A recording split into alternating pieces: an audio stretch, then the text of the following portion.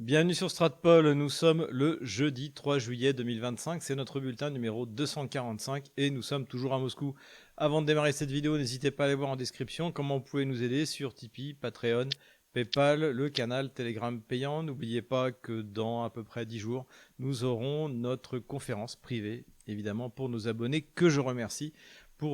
Parce que c'est eux qui nous permettent de travailler, de sponsoriser cette chaîne et d'avoir une équipe performante. D'ailleurs, je veux dire que la personne chargée de TikTok s'en sort très bien, puisque ce trimestre-là, nous avons eu 1 400 000 vues. Donc évidemment, c'est des formats beaucoup plus courts, mais cela dit, ça permet de toucher aussi un large public et d'amener les gens petit à petit sur des contenus un peu plus larges. Donc voilà, c'était une très bonne chose et encore une fois, c'est grâce à vos dons.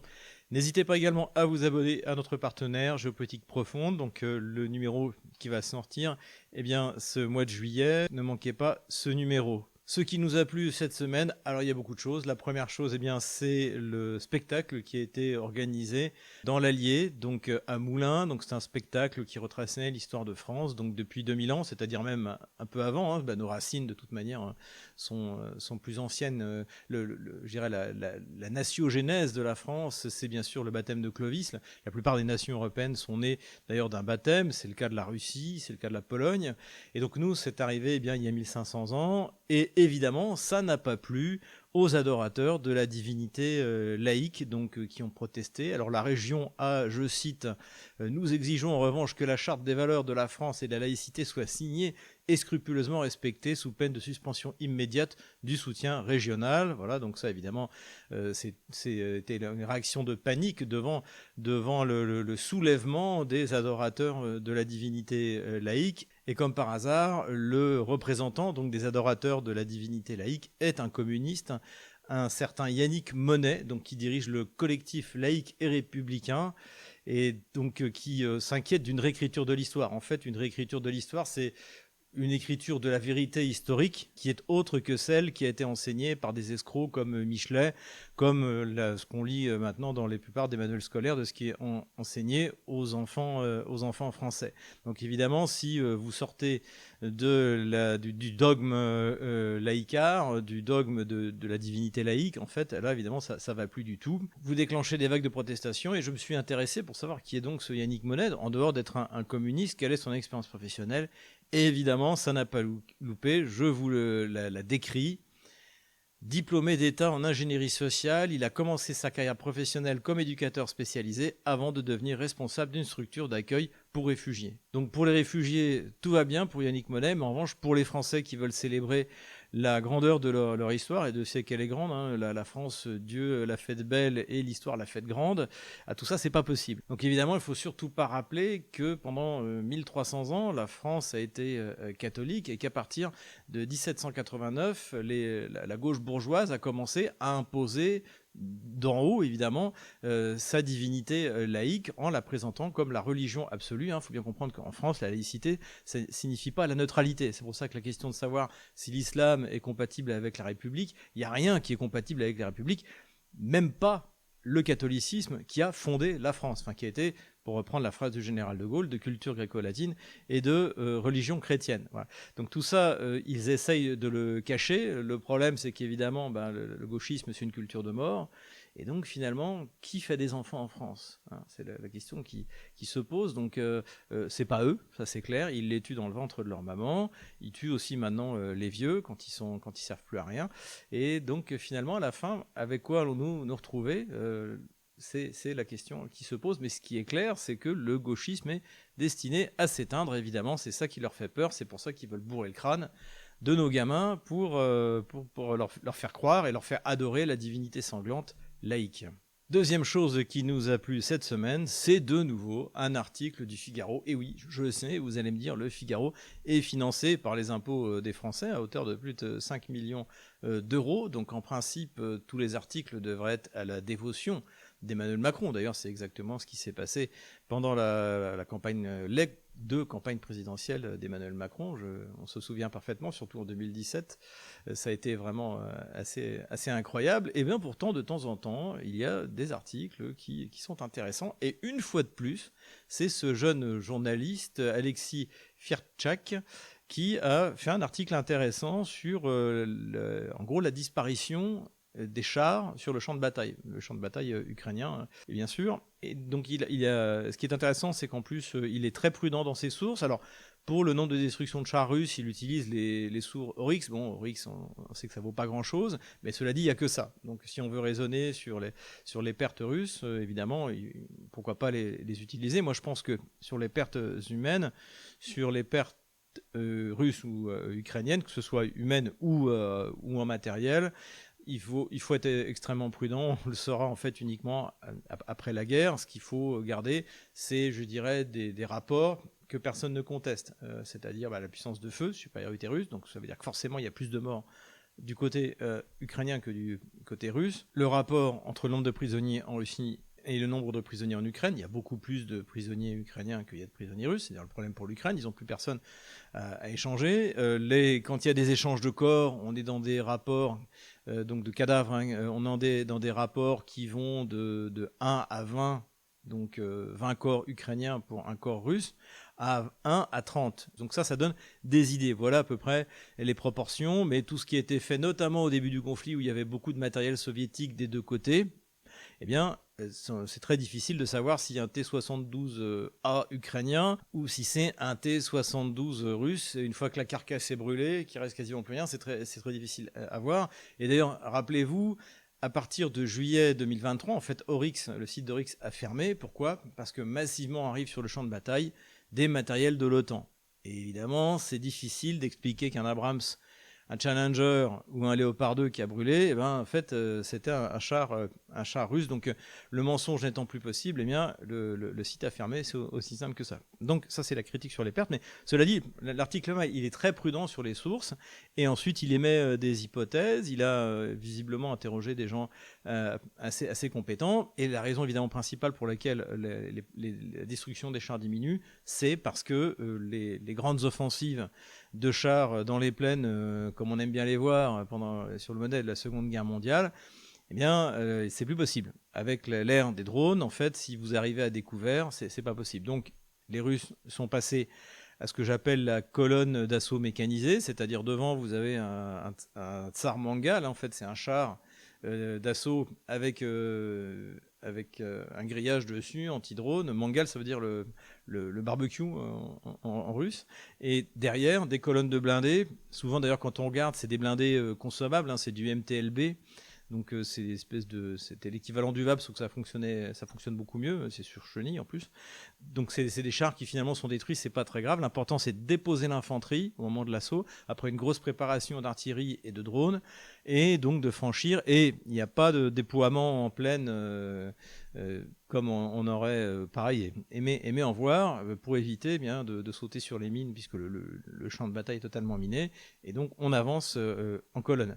Alors ce qui est intéressant aussi, c'est que je suis allé voir un peu sur sa page LinkedIn, et il y a quelques commentaires, et je crois qu'il y en a un qui dit oui, c'est pas ces offensives où on grignote, c'est pas ce que nous on aime à faire avec l'OTAN.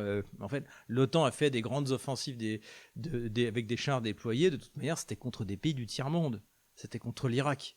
Évidemment que contre la première armée du monde, qui est l'armée russe, elle l'a montré, maintenant c'est acquis, c'était sûr que ça allait pas marcher. D'ailleurs, on l'a vu en juillet, juin, juillet, août 2023, au moment de cette lamentable offensive qui a lamentablement échoué, dirigé n'importe comment. D'ailleurs, on pourra en parler d'ailleurs du point de vue tactique, c'est-à-dire qu'une fois de plus, l'OTAN a fait appliquer à l'Ukraine sa doctrine qui fonctionne pas. Les Ukrainiens, finalement, auraient mieux fait de se référer à Sechin, c'est-à-dire le spécialiste de la ligne de défense soviétique, donc entre les deux guerres. Et si jamais ils avaient appliqué cette doctrine, comme d'ailleurs je pense que les Russes l'ont fait, les Russes l'ont simplement adapté, et bien là, aujourd'hui, ils seraient en train de résister bien mieux aux assauts russes. Au-delà, ils ont appliqué la doctrine de l'OTAN, donc inspirée des généraux allemands de la Seconde Guerre mondiale, qui ont fait croire que si jamais ils avaient échoué, c'était la faute d'Adolf Hitler. Non, c'était parce qu'eux étaient inférieurs à la fin de la guerre, du point de vue opératif, aux généraux russes. C'est exactement ça. Et donc, en fait, cette idée de l'offensive, de l'initiative, finalement, on s'aperçoit que la guerre à la soviétique ou à la russe, c'est-à-dire des mathématiques, ça fonctionne bien plus que la guerre le coup de Paris, l'initiative, voilà. Et pour finir, le marketing. C'est ça dont il est question. Mais en tout cas, bon, article bien fait. Alors, il est payant. Donc, je ne me suis pas abonné au Figaro. Simplement, j'ai récupéré l'article. Ne vous abonnez pas au Figaro. Ça, même avec un bon article de temps en temps, ça ne vaut rien. À la limite, abonnez-vous comme votre serviteur à la presse anglo-saxonne, puisque de toute manière, la presse française, c'est des articles de la presse anglo-saxonne mal traduits 3-4 jours après. Donc, autant remonter à la source. Économie maintenant, et la première nouvelle qui a surpris tout le monde, y compris votre serviteur, c'est que les États-Unis commencent à lever partiellement les sanctions qui ont été mises contre la Russie, contre des institutions russes. Alors, c'est dans le cadre de la construction des réacteurs de la centrale de Paks en Hongrie. Donc, visiblement, ça, c'est un cadeau que fait Donald Trump à Viktor Orban. Donc, les banques qui sont concernées par ce projet, diverses grandes compagnies russes, donc ont des sanctions partiellement levées par rapport à ce projet. Mais ce qui a été surprenant encore, et j'attends d'avoir la confirmation, mais c'est que Rosoboronexport, c'est-à-dire la structure qui est chargée d'exporter l'armement russe, a aussi eu des sanctions levées. Donc ça, c'est quand même assez extraordinaire. Alors, je me creuse la tête, n'hésitez pas en commentaire à me faire part de vos suggestions. Je pense qu'il y a des projets communs, si c'est vraiment ça se confirme, entre le complexe militaire-industriel américain et le complexe militaire-industriel russe, avec peut-être un châssis russe avec une tourelle américaine et réciproquement. En tout cas, c'est vraiment intéressant. Peut-être aussi c'est parce qu'il y a des matières premières et des sous-ensembles, notamment en titane, dont les Russes sont les spécialistes. Et c'est peut-être de ça dont il s'agit. En tout cas, c'est un excellent signe. Surtout que simultanément, cette pauvre von der Leyen n'arrive toujours pas, à cause de la Hongrie et de la Slovaquie, à faire passer son 18e paquet de sanctions. Alors qui, lui, s'il passe, c'est la fin. Cette fois, c'est la bonne. La Russie va s'effondrer économiquement. Et sinon, plus sérieusement, réunion à Minsk de l'Union économique eurasiatique. Donc c'est une union qui regroupe la Russie, la Biélorussie et les pays d'Asie centrale. Et on a appris à cette occasion d'ailleurs que cette Union économique eurasiatique a signé des accords de libre-échange avec les Émirats arabes unis et également la Mongolie. Donc il y a encore une fois, le centre de ce continent eurasiatique qui est en train de se mettre en place avec la Chine à l'est, la Russie à l'ouest et des pays évidemment moins puissants mais qui essaient de trouver leur place et qui connaissent un décollage économique tout à fait intéressant. Économie toujours, et finalement un accord a été signé entre Donald Trump qui a appris la politesse et la Chine, donc qui semble un compromis assez équilibré à la chinoise. Finalement, les Chinois sont toujours prêts à faire des compromis, ils détestent faire la guerre.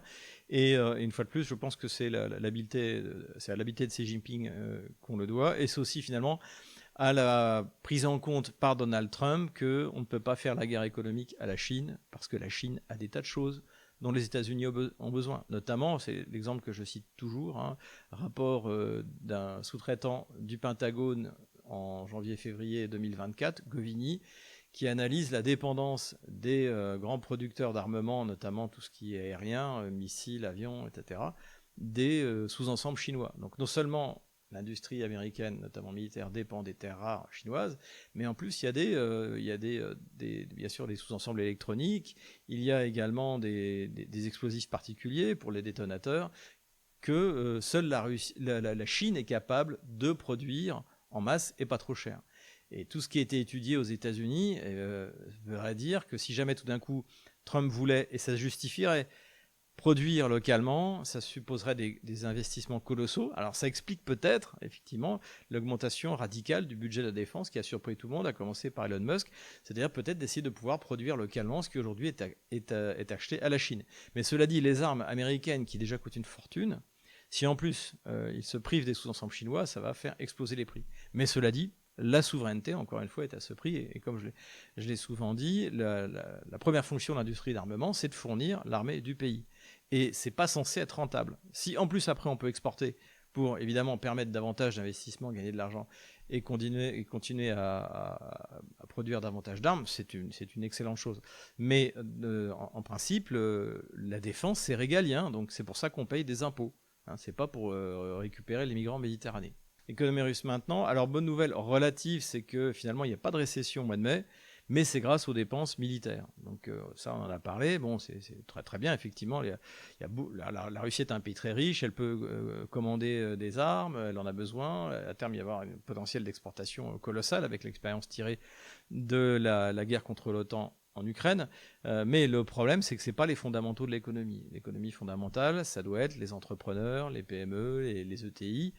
Et ça, il faut baisser les taux d'intérêt. Et pour l'instant, des renseignements que j'ai en interne, la lutte est très très forte.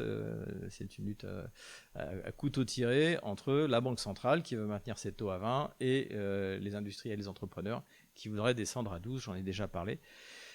Évidemment, ce chiffre ne va pas les aider. Il eût mieux valu qu'un mois on ait une petite récession, et puis comme ça aurait tiré les signaux d'alarme. Ça n'a pas été le cas au mois de mai, on va voir ce que ça donne au mois de juin. Économie russe, encore les grands projets, ceux qui sont notamment financés par le Fonds du bien-être national, eh bien, continuent à progresser, et cette fois, c'est le lancement de la construction d'un TGV entre Moscou et Saint-Pétersbourg, qui ramènera le trajet de, je crois qu'aujourd'hui c'est 4h30 à 5h, à 2h15. Donc là, évidemment, ça veut dire que notamment votre serviteur va passer en famille plus de week-ends à Saint-Pétersbourg. Alors, je préfère Moscou. Moi, je suis arrivé à Moscou. Hein. Les gens qui sont arrivés par Saint-Pétersbourg préfèrent Saint-Pétersbourg. Moi, je suis arrivé par Moscou. Mais je dois dire que c'est difficile de résister au charme de Saint-Pétersbourg. De toute manière, venez en Russie, venez découvrir. Hein. D'ailleurs, on vous propose dans Divergence Services des services qui vous permettront de venir, d'ouvrir un compte en banque et de commencer, pourquoi pas, à investir en Russie. Et puis voilà, et puis prenez également des cours de langue. Donc voilà, donc ça c'est le premier grand projet dont je voulais vous parler. Mais surtout, ce qui est extrêmement intéressant, c'est l'exposé qu'a fait dans Vladimir Poutine Alexei Tchekounkov, donc qui est le ministre du développement de l'Arctique et de l'Extrême-Orient russe. Alors vous le connaissez parce que je l'ai déjà interviewé 2 fois pour RT en français. C'est un parfait francophone et d'ailleurs que j'ai connu parce qu'il est un de mes auditeurs et un de mes lecteurs à l'époque où il dirigeait la banque de développement de l'Extrême-Orient russe et de l'Arctique. Hein. C'est le modèle du nouveau haut fonctionnaire russe, compétent, cultivé, intelligent, performant. C'est l'avenir de la Russie en fait. C'est jeune, c'est vraiment quelqu'un d'exceptionnel, un organisateur.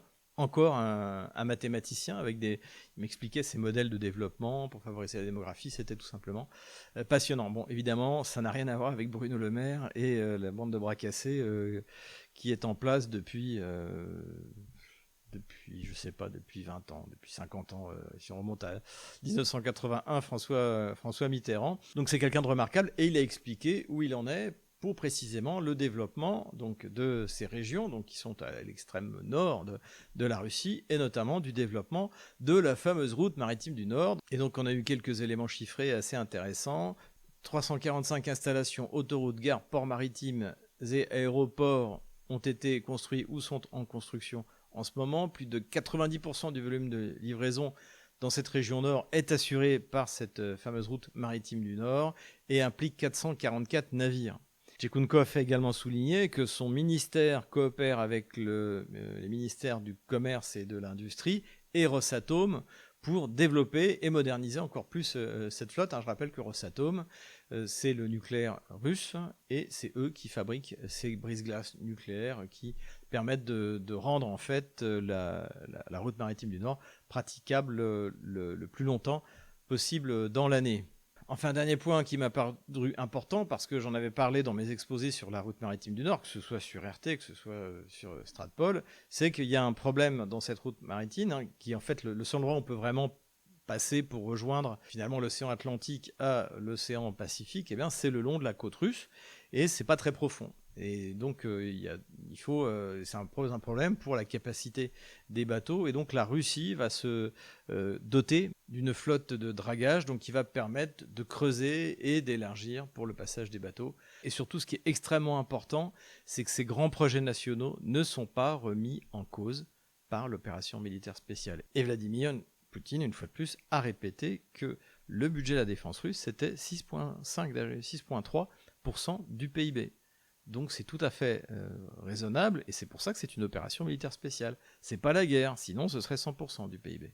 Politico-diplomatique maintenant, et le choc pour les pays de l'Union européenne, et surtout pour l'Ukraine, ça a été l'annonce par les États-Unis, par l'administration américaine, que les livraisons d'armes à l'Ukraine sur certains produits étaient suspendues. Donc ça concerne les systèmes qui coûtent cher, donc les munitions pour les missiles sur les Patriotes, les systèmes air-air, les missiles air-air.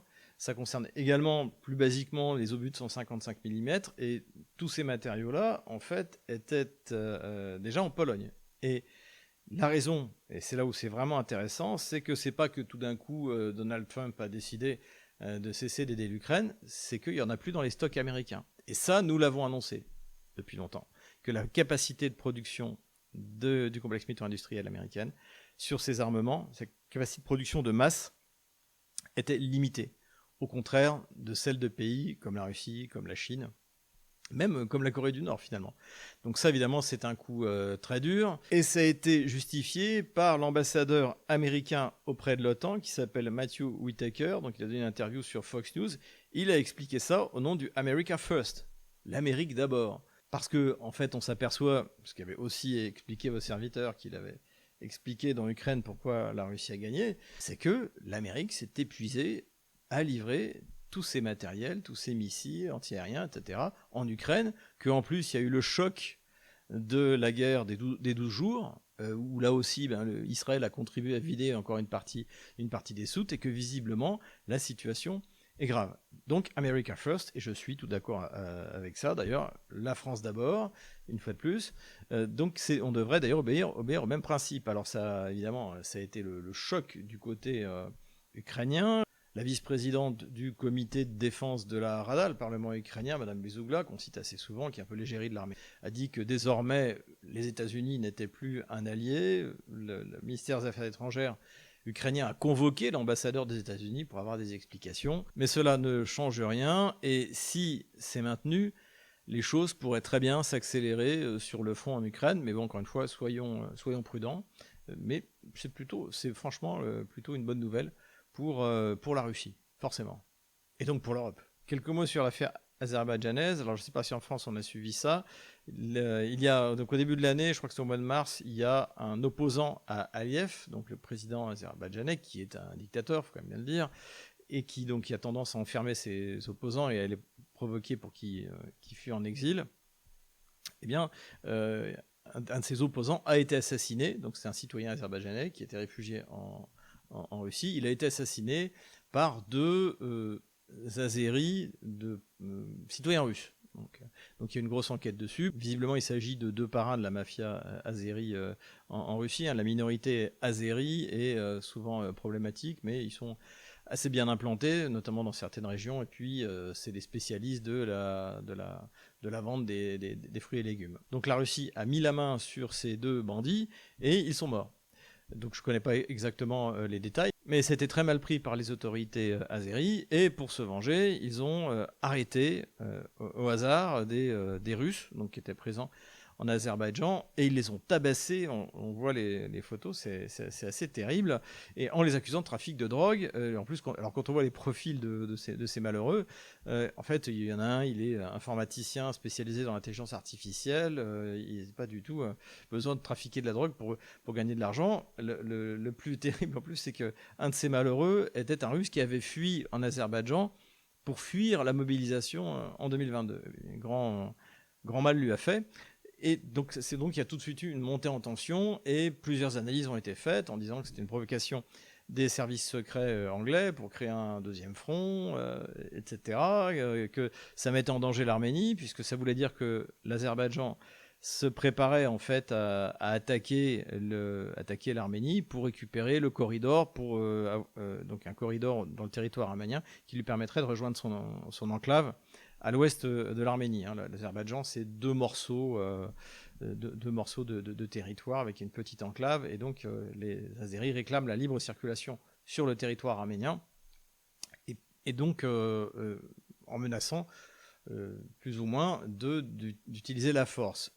Or, là, ça engagerait la Russie, non seulement la Russie, mais l'ODKB, cette structure de défense des pays d'Asie centrale, de la Biélorussie et de l'Arménie, puisque autant le Nagorno-Karabakh, du point de vue du droit international, faisait partie du territoire azéri, autant là, le territoire arménien, c'est le territoire arménien.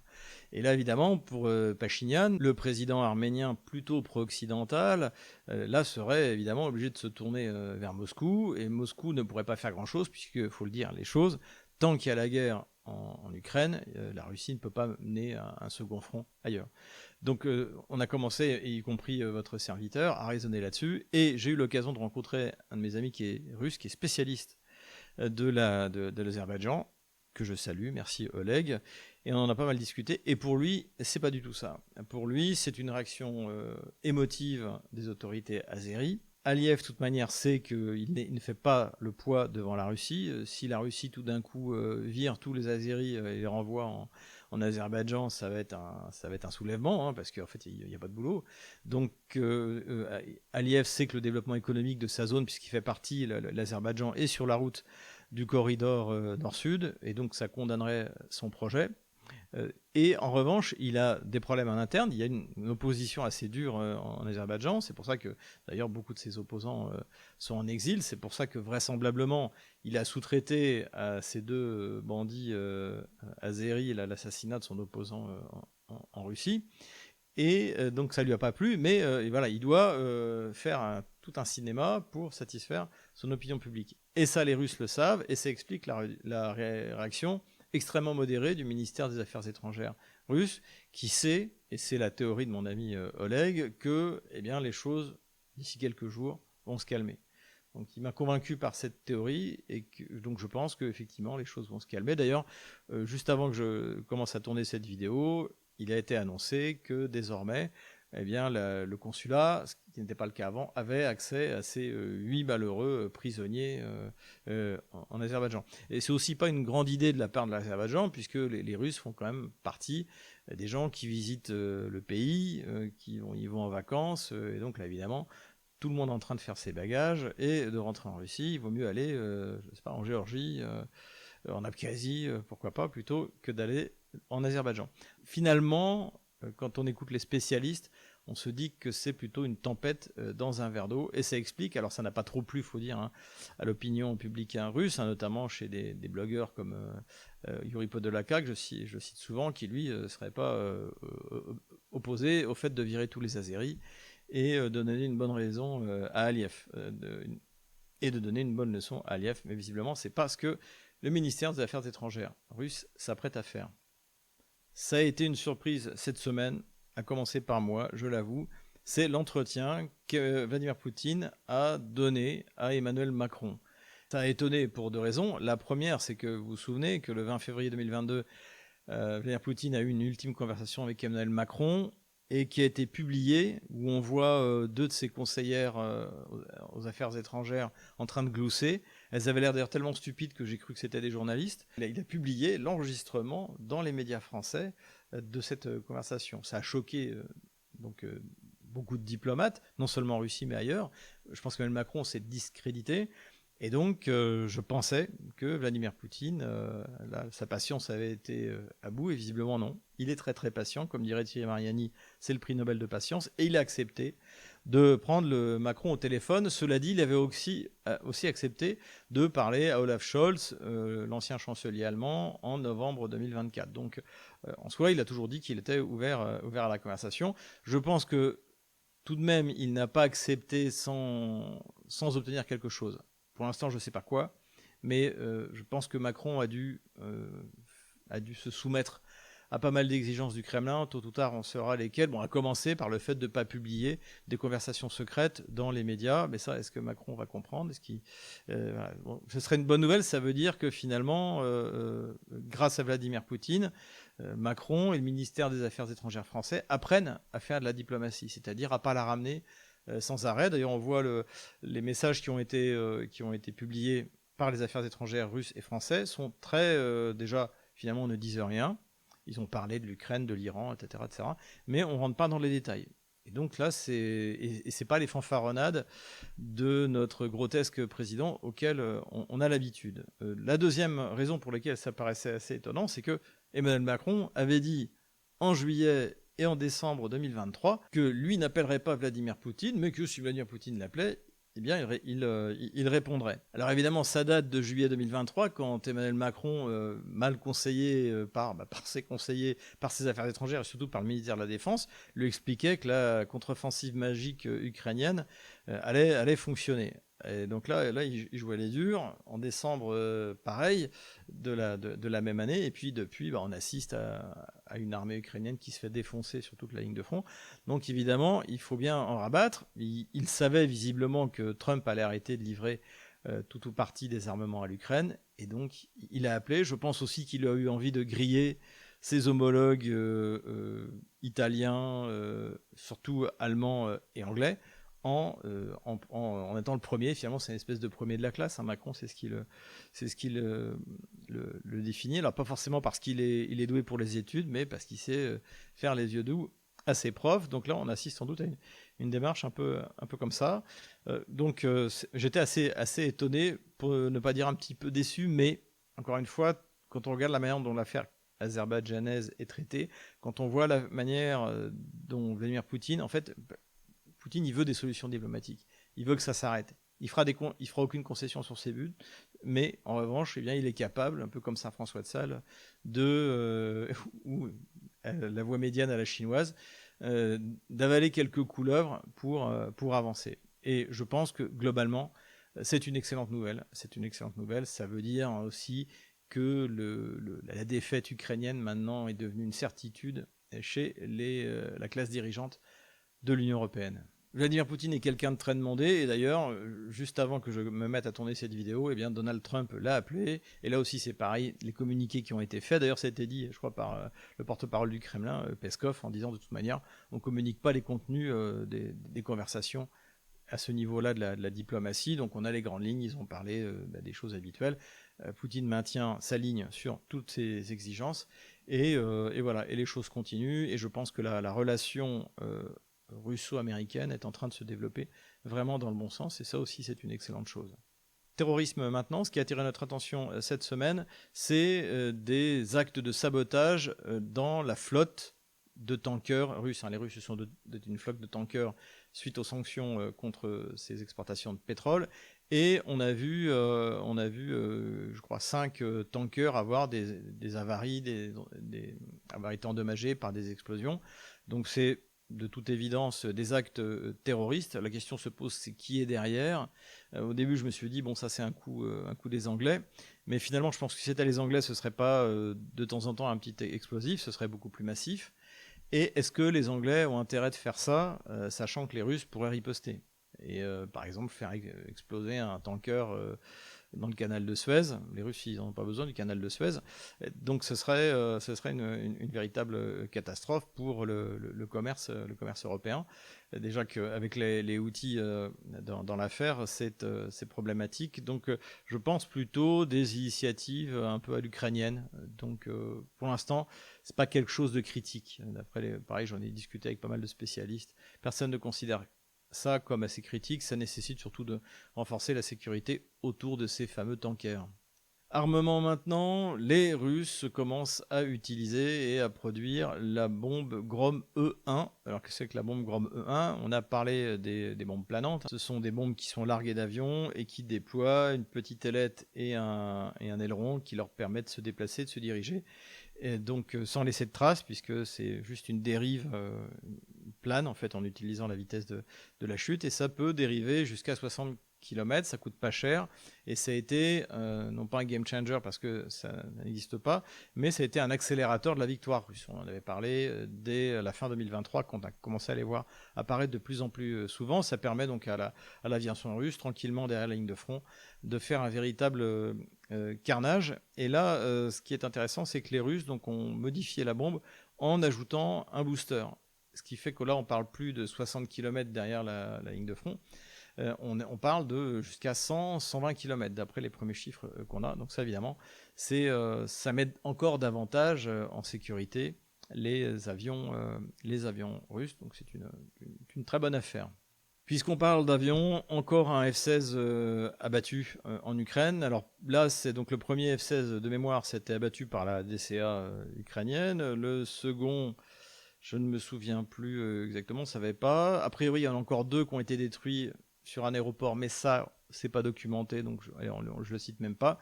Et en revanche, là, il y en a un qui a été détruit. Ah oui, je crois que c'était pour la même raison que le précédent, c'est-à-dire que donc les F-16 sont utilisés pour essayer de détruire les drones qui attaquent l'Ukraine dans la profondeur, les missiles, et en fait, a priori, en détruisant un des drones, eh bien, l'avion a été touché, et malheureusement, le pilote est mort. Voilà, c'est le 5e avion ukrainien détruit, les 2 autres étant des avions d'origine russe, je crois, un MiG-29 et un Sukhoi 24 de mémoire, mais peu importe. Donc petit à petit, eh bien, la quantité de F-16 diminue. Armement toujours, et je vais vous parler du Lyuté. Alors, j'en avais déjà parlé en fait, c'est un drone donc fabriqué en Ukraine, c'est un espèce d'ULM qui vole avec une forte autonomie. Alors ça va pas très vite, mais ça vole très bas, et ça peut voler jusqu'à 1000 km. Et a priori, c'est ce que les Allemands veulent coproduire, si on en croit le magazine allemand Bild, c'est ce que les Allemands veulent produire en Ukraine. Ça leur permet de ne pas livrer les taux russes, et donc ils veulent le produire, le moderniser, utiliser l'intelligence artificielle. Donc c'est un moment assez intéressant, parce que ça, c'est pas cher, et les Ukrainiens savent le faire, parce que c'est pas compliqué. Donc ça, c'est une première chose, et vraisemblablement, c'est ce qui a été tiré sur la ville d'Ijevsk. Donc c'est en Russie centrale, dirons-nous. Et là, la question s'est posée de savoir, mais d'où a-t-il été tiré, puisque officiellement, la portée donc du Lyuté, c'est 1000 km. Donc ça veut dire qu'il ne peut pas avoir été tiré derrière le front ukrainien, apparemment. Et que ça pourrait avoir été tiré soit du territoire russe, c'est-à-dire si les Ukrainiens avaient réussi à introduire ces éléments comme ils ont fait avec l'opération Toile d'araignée à l'intérieur du territoire russe en passant par le Kazakhstan, soit carrément du territoire du Kazakhstan. Hein, le Kazakhstan, c'est 20 millions d'habitants pour 5 fois la France. Donc vous vous rendez bien compte qu'il y a de l'espace, et un espace pas toujours très bien maîtrisé, donc c'est possible. C'est fait évidemment sans la complicité des Kazakhs, et d'ailleurs qui ont lancé une opération de sécurité pour essayer de voir si c'est bien ce qui s'est passé. L'autre explication que j'ai entendue par un spécialiste, alors là c'était sur la radio russe ce matin, qui me paraît en fait la bonne. Je pense que le drone a été envoyé d'Ukraine. Simplement, donc ce spécialiste a analysé les images qu'on a vues, et il n'y a pas de châssis. Et visiblement, on voit l'explosion. Donc quand il est arrivé, on ne sait pas s'il a touché sa cible. Visiblement, c'est une usine qui était visée. Je pense que non, parce que parmi les blessés, il y a un enfant. Donc je ne pense pas qu'il y ait des enfants dans les usines. Mais en tout cas, ce qu'on voit, c'est que l'explosion est assez réduite par rapport aux explosions qu'on a vues par ce genre de drone. Donc visiblement, l'avion a été allégé au maximum pour mettre plus de carburant, donc moins d'explosifs. On a retiré le châssis, et je pense que c'est pour ça qu'il a pu atteindre les 1400 km. Voilà un peu les explications que j'ai entendues. Après, faites-vous votre opinion. De toute manière, nous, on suivra ça sur Stratpol, donc inscrivez-vous, hein, surtout. Empire du mensonge maintenant. Et alors malheureusement, je suis obligé de citer un site que j'aime beaucoup qui s'appelle le Salon Beige, hein, pour les catholiques traditionnalistes, ils connaissent bien. Et donc c'est un article de Michel Janva qui reprend en validant toutes les âneries qu'a raconté le général Burkhard. Alors, je vous renvoie à notre bulletin précédent. D'ailleurs, j'ai vu que certains d'entre vous, je crois que c'est Camille Moscou, qui a repris le passage où j'analyse en fait les sorties de Burkhard, en disant que si finalement il doit savoir, il doit avoir raison, que la Russie va subir une défaite stratégique. Donc il y a plusieurs âneries, donc je n'ai pas parlé de toutes les âneries la dernière fois, parce qu'en fait il y en a beaucoup, mais finalement, comme en plus je suis mis en cause dans les commentaires, parce que j'ai dit que les Russes allaient gagner cette guerre. Et donc effectivement, je l'ai dit, j'ai pas dit quand, Je savais que les Russes allaient gagner la guerre contre l'Ukraine en quelques semaines, c'est ce qui s'est passé d'ailleurs donc au début de l'opération militaire spéciale, et après l'OTAN est rentré dans la danse, et après c'est très compliqué de dire quand cette guerre sera finie, mais je suis certain que la Russie va la gagner. D'ailleurs, aujourd'hui, je crois que tout le monde en est certain. Et c'est parce que j'ai fait, comme a dit mon préfacier, le général de la Ward, Dieu ait son âme, j'ai fait l'analyse des potentiels. Voilà. Et quand on voit l'analyse des potentiels de l'Ukraine, bon, c'est même pas la peine d'en parler, et même de l'OTAN, par rapport au potentiel russe, comme disent les jeunes, il n'y a pas photo. Voilà. Et d'ailleurs, ça me rappelle le général de Gaulle, le témoignage du député radical Missner, donc qui raconte qu'on est je crois que c'est le 17 juin 40, avant que le général de Gaulle parte à Londres, et de Gaulle est là pour rencontrer Paul Reynaud, et il est en train de discuter dans l'antichambre, et donc Missner arrive, et il entend le général de Gaulle qui dit « Les Allemands ont perdu la guerre, donc il faut que nous restions dans la bataille ». Et là, évidemment, tout le monde dit, parce qu'en fait, le général de Gaulle a fait un calcul des potentiels. Il sait, et il connaît l'histoire, et il sait que tôt ou tard, les Américains vont rentrer dans la guerre, tôt ou tard, les Soviétiques vont rentrer dans la guerre, et que donc l'Allemagne a perdu la guerre. Donc voilà, c'est ça en fait que... Alors, je ne me mets pas du tout à la place du général de Gaulle, parce que pour être capable de penser de manière aussi froide, aussi lucide, en juin 1940... il faut quand même être une intelligence supérieure. En revanche, nous, on est tranquillement assis et on peut discuter, on analyse les chiffres, on connaît les correspondants industriels, et on a aussi cette expérience, et donc c'est facile évidemment, depuis le début, c'était clair que l'Ukraine n'avait aucune chance, même avec l'aide de l'OTAN. Voilà, donc je ne sais pas quand ça va se terminer. Je pense que s'il n'y a pas d'armement américain, s'il n'y en a plus du tout, ça va être beaucoup plus rapide que certains l'imaginent. Si en plus ils coupent Starlink, c'est fini dans 3 jours. Hein. Je plaisante, mais ça sera fini encore plus rapidement. Donc voilà ce que j'ai fait. Et ensuite, il reprend les éléments du général Burkhardt, et surtout, en fait, il reprend le narratif de la défaite de l'OTAN. Donc quand la Russie va gagner la guerre, il va falloir expliquer. Donc ça on l'a dit dès 2022, le narratif ce sera... La Russie, vous pouvez s'emparer de toute l'Ukraine. Elle n'a eu que, au minimum 5 régions, peut-être plus, j'espère Odessa, j'espère Kharkov, pourquoi pas Soumy.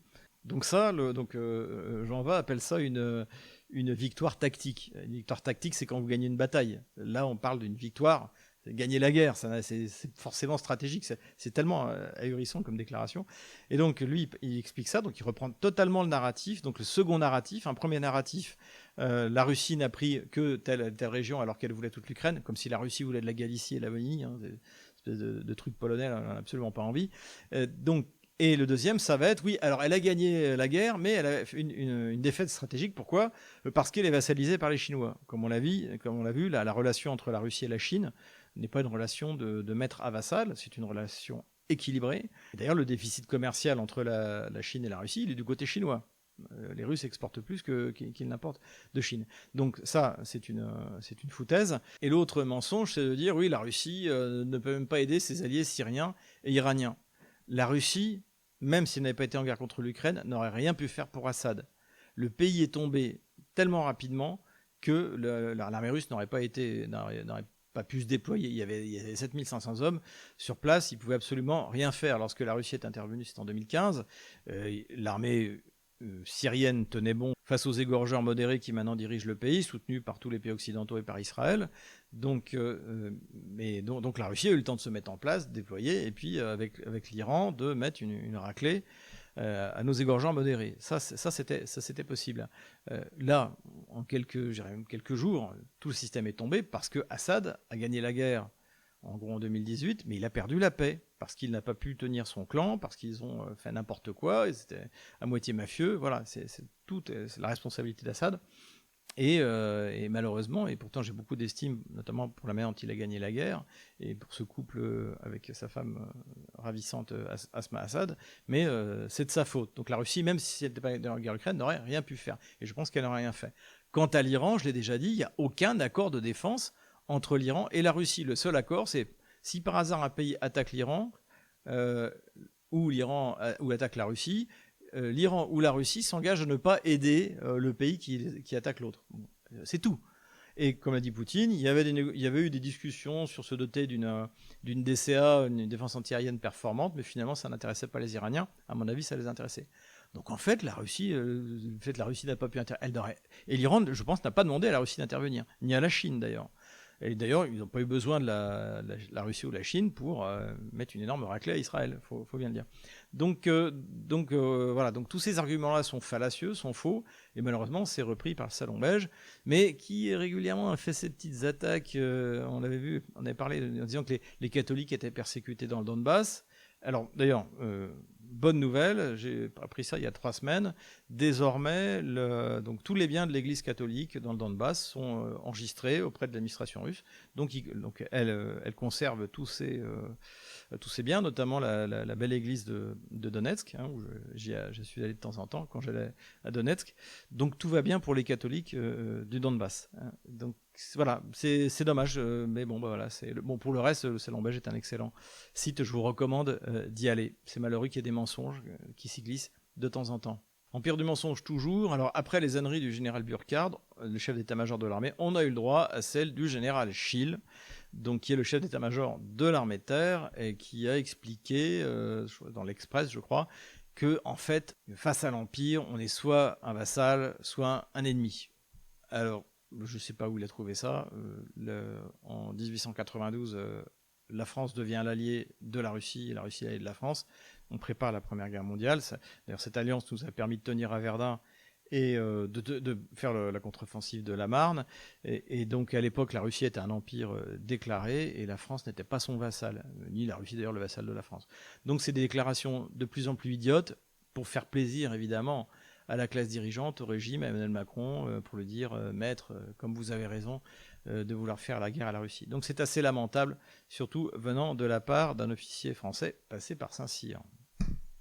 Et nous revoilà sur la carte des opérations militaires. Alors je vais commencer par quelque chose qui n'était pas arrivé depuis un certain temps, c'est les actes qui sont en Russie appelés les actes de résistance, donc de la diaspora ukrainienne dans les différents pays, hein, donc c'est-à-dire le dynamitage d'usines, de systèmes de transport destinés à soutenir l'armée ukrainienne. Et donc là, on en a eu un à Erfurt. Donc là, c'était pareil, des véhicules de transport qui devaient être livrés à l'Ukraine. Donc ça faisait longtemps que c'était pas arrivé. Je pensais que ça valait la peine de le souligner. Revenons maintenant sur le théâtre des opérations et tout d'abord les frappes dans la profondeur. 2 frappes russes sur le territoire ukrainien ont été très populaires en Ukraine. C'est à Poltava ici et à Kryvyi Rog, la ville de Zelensky, puisque les Russes ont envoyé des drones très précisément. Là, on en voit 3 qui tombent sur le TTSK de Poltava. Le TTSK, en fait, c'est le bureau des sergents recruteurs de Zelensky qui kidnappent les gens dans les rues pour les envoyer sur le front à peine formés. Donc ces gens-là sont détestés dans toute l'Ukraine. Et d'ailleurs, dans les commentaires sous les vidéos sur les réseaux sociaux ukrainiens sont pleins de bonheur, de remerciements vis-à-vis de ces bombardements. Donc ça, c'est une manière de se rendre populaire en Ukraine à détruire les TTSK. Je pense qu'on n'en est qu'au début. En dehors d'Ijevsk, que nous avons déjà parlé, je ne vais pas revenir dessus, les Ukrainiens ont essayé de frapper dans la profondeur. Donc ils ont détruit un dépôt de munitions, donc c'est sans doute des Storm Shadow anglais. Ils ont détruit un dépôt de munitions à Kharkiv ici. Ils ont également bombardé Yasinovata ici. Comme on le voit, c'est un nœud ferroviaire. Donc visiblement ils n'ont rien touché puisque il n'y a rien qui a réellement explosé. Et ils ont également tiré sur Donetsk, dans un marché d'ailleurs que je connais. Contrairement à ce que je pensais, je ne pense pas que ce soit une attaque terroriste, hein. Autant la dernière fois c'était un HIMARS à 150 000 $, donc pour se venger, on peut dire que c'était à peu près rentable. Là, c'est un Storm Shadow $1 million. Donc vraisemblablement, c'est plutôt un tir qui a été détourné, brouillé ou qui a tout simplement échoué et qui visait une cible militaire, laquelle je ne sais pas. Pourquoi je pense ça? Parce que le tir a eu lieu entre 10h et 10h30 du soir, entre 22h et 22h30 le soir, et que donc il y a eu que un mort et quelques blessés. Donc je pense plutôt que c'est un échec du tir. Et si jamais les Otanokieviens avaient voulu vraiment tuer en masse, ils auraient tapé en pleine journée, là où il y avait beaucoup de monde. Les Russes ne sont pas en reste. Ils ont tapé à 2 endroits où ça fait extrêmement mal. Le premier, c'est à Gouliapol. Là, on va en parler. Les Russes sont en train de donner l'assaut autour de Gouliapol.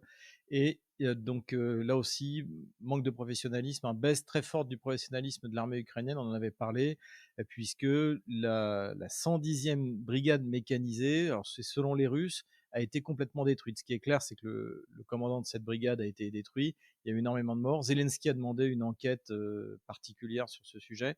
Donc, grâce à une bonne opération de renseignement et un tir, ça doit être vraisemblablement des Iskander. Le deuxième endroit aussi où ça fait très mal, c'est sur des usines de fabrication de matériel ou de drones, on ne sait pas exactement. Là aussi, ça s'est documenté à Konotop, plus au nord. Et on passe sur la ligne de front. Donc, les Russes continuent leur attaque sur Soumy. Alors, visiblement, comme d'habitude, dès qu'il y a une contre-attaque ukrainienne, ils se barricadent, ils attendent. Et après le contre-attaque, les Otano-Kéviens n'ont pas réussi à récupérer la ville d'Andreevka. Il y a toujours des combats qui s'y déroulent. A priori, si on en croit Podolaka, Yunakovka a été pris par les Russes et les Russes s'avancent vers Marina, ici, à cet endroit-là.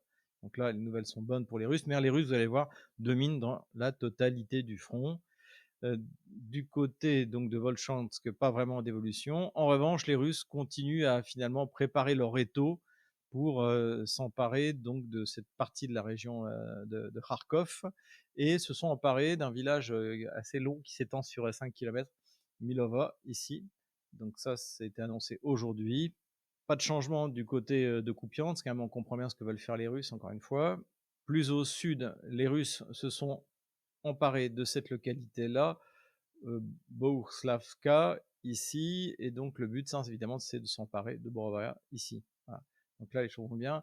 Contrairement à ce qui est annoncé par le gouverneur de la région de Lugansk, Lugansk n'a pas été complètement libéré. Enfin, si j'en crois à ma carte, par exemple, ce village-là n'a pas été libéré. Vernik Libovo, je sais pas comment on dit. Et donc là-dessus, il s'est un petit peu avancé, un peu rapidement. Certes, Grekovka ici a été libéré, mais il y a encore quelques kilomètres carrés à récupérer. Bon, ça ne serait tardé.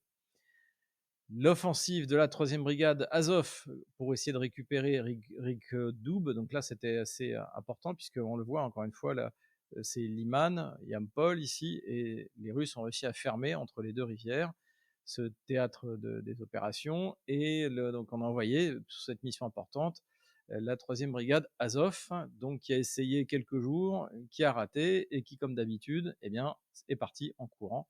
Donc là, les Russes sont en train de nettoyer l'ouest de cette localité que les Azovtsés avaient réussi à pénétrer. Donc échec de ce côté-là. Les choses avancent bien également autour de Seversk, Serebianka ici. Les Russes continuent à avancer, c'est un bastion et on est là sur les hauteurs. Les Russes avancent également sur ces hauteurs-là. On peut dire que s'ils arrivent encore à progresser donc le long de la rivière Donetsk, là, l'assaut sur Seversk va bientôt commencer. Il y a déjà des unités de sabotage russes qui ont pénétré à l'intérieur. Donc là, ce serait une excellente chose, notamment dans la perspective de s'emparer de Slaviansk et de Kramatorsk. Plus au sud, bon, je fais pas quartier par quartier, mais la ville de Tchassov-Yar est quasiment libérée. Là aussi, bonne nouvelle. Plus au sud encore, donc là, les Russes ont créé en fait un chaudron ici, un joli chaudron, puisqu'ils contrôlent sous le feu de leur drone, de leur artillerie. Donc, comme vous voyez ici, c'est très court. La seule route qui permettrait d'évacuer par l'est, ici, là, ici c'est un réservoir, et également celle qui permettrait d'évacuer par l'ouest. Donc là, une fois de plus, le commandement otano-kievien complètement incapable, préférant laisser ses troupes se faire encercler, partir en panique. C'est l'ouglédarisation. On retrouve à chaque fois sur le scénario d'Ougledar, plutôt que de faire une retraite en bonne et due forme. Mais en sont-ils capables? C'est la bonne question. Et les Russes continuent leur progression vers Konstantinovka également, un peu plus au nord, ici. Grosse progression pour les Russes qui va avoir des conséquences catastrophiques pour les troupes otano-kieviennes coincées dans Pakrovsk, c'est que les Russes avancent très très vite pour faire un encerclement complet et très large de la ville de Pakrovsk. On le voit maintenant, la stratégie des Russes, c'est d'essayer de récupérer les villes en bon état, et surtout la seule stratégie des Ukrainiens, des otano-kieviens, c'était de s'enfermer dans la ville pour avoir des boucliers humains et puis profiter évidemment des structures urbaines beaucoup plus difficiles à attaquer. Mais là, ça va pas marcher parce que plus on va aller vers l'ouest, et bien plus le terrain va se dégager Et là, les Russes avancent très très bien. On le voit, ils se sont emparés de plusieurs localités. Là, ils s'en sont emparés complètement, en fait, a priori. Celle-là aussi, je n'ai pas eu mise à jour. Donc, très bonne nouvelle de ce côté-là. Bonne nouvelle également à cet endroit-là, puisque bien, les Russes aussi continuent leur progression. Après avoir pris Oudachne, ils pourront s'avancer pour prendre le contrôle, même physique, vers Sergeïevka, ici, de cet axe d'approvisionnement. Et là, c'est l'encerclement opératif de la ville de Pakrovsk, qui pourrait tomber, on espère, avec un minimum de combats. Les Russes continuent également à avancer, toujours à la frontière de la région de Dnepropetrovsk. La cible, c'est la première grande localité dont les Russes pourraient s'emparer, c'est Novopavlovka, à cet endroit-là. Les Russes ont définitivement pris Novo-Ukrainka ici, et également la localité de Dachnoe, ici, c'est la première localité libérée dans la région de Dnepropetrovsk. Voilà, c'est une bonne nouvelle. Rien ne semble les arrêter non plus dans cette direction, puisque les Russes se sont emparés de la localité de Perebudova, ici, de Zirka, ici, et au moment où je vous parle, mais même a priori, ce serait déjà tombé, Mirnoé ici, et Pidoubé à cet endroit-là. Voskresenka devrait tomber dans pas longtemps. On voit que ça avance dans tous les sens.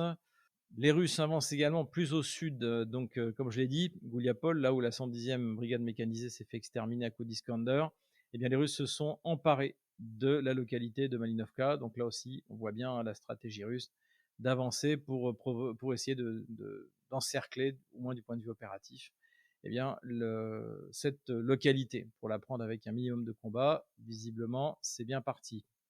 Et les Russes avancent également vers Orekhovo. Ils progressent dans un village pareil assez long qui s'étend là, dans le village de Malatokmachka, ici. Plus à l'ouest, là aussi, les Russes ne ménagent pas leur effort. Les Russes sont sur le point de s'emparer du village de Kamianskoye ici. Au moment où j'enregistre cette vidéo, il est probable que en fait, le village a été déjà pris. Et donc là, évidemment, c'est la région de Zaporozhye, la capitale Zaporozhye, qui fait partie donc du territoire russe désormais, mais sur le papier, dans la constitution, mais maintenant il faut le prendre militairement.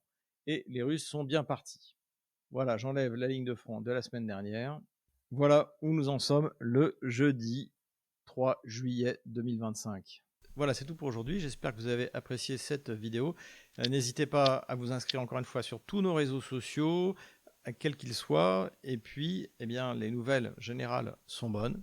Donc, tenez bon, courage, on les aura.